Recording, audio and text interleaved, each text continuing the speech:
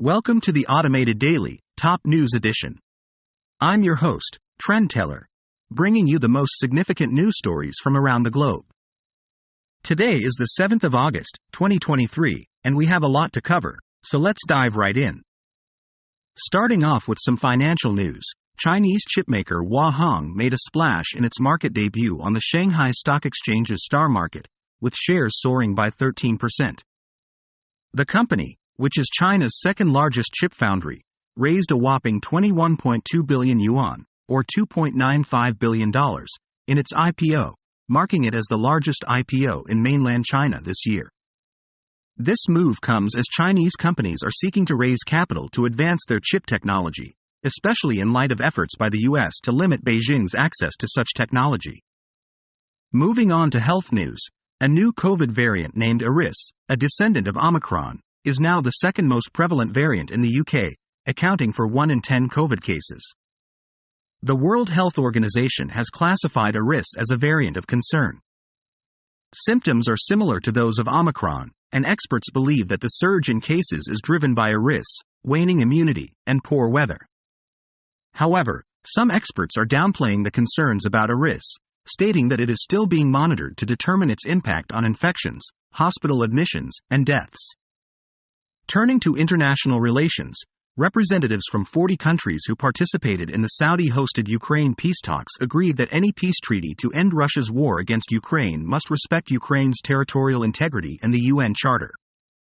Even China, a longtime ally of Russia, did not object to this sentiment. Ukrainian President Volodymyr Zelensky sees this gathering as a step towards a global peace summit.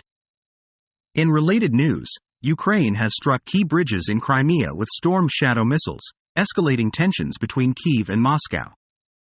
The strikes came after a series of Russian bombardments on Ukraine and an alleged Ukrainian drone attack on Moscow. Back to China, the country is facing a major risk to its economy due to high levels of local government debt. Chinese leaders have promised a basket of measures to address this issue, which may include special bond issuance, debt swaps, loan rollovers, and using the central budget. Economists believe that Beijing's solution will be crucial in determining the success of addressing the municipal debt crisis. Back to Ukraine, the country's security service has detained a Russian informant over an alleged plot to assassinate Ukrainian President Volodymyr Zelensky. The informant had gathered intelligence about Zelensky's visit to the Mykolaiv region and was planning an airstrike. In health research news, a recent study found that people living with HIV have a similar antibody response to COVID-19 infection and vaccination compared to those without HIV. However, those not on antiretroviral therapy may be at higher risk for a lowered immune response. Returning to the Russia-Ukraine conflict, military experts predict that the war could continue into 2025. Ukraine's counteroffensive has faced significant challenges due to extensive Russian defensive fortifications along the front line.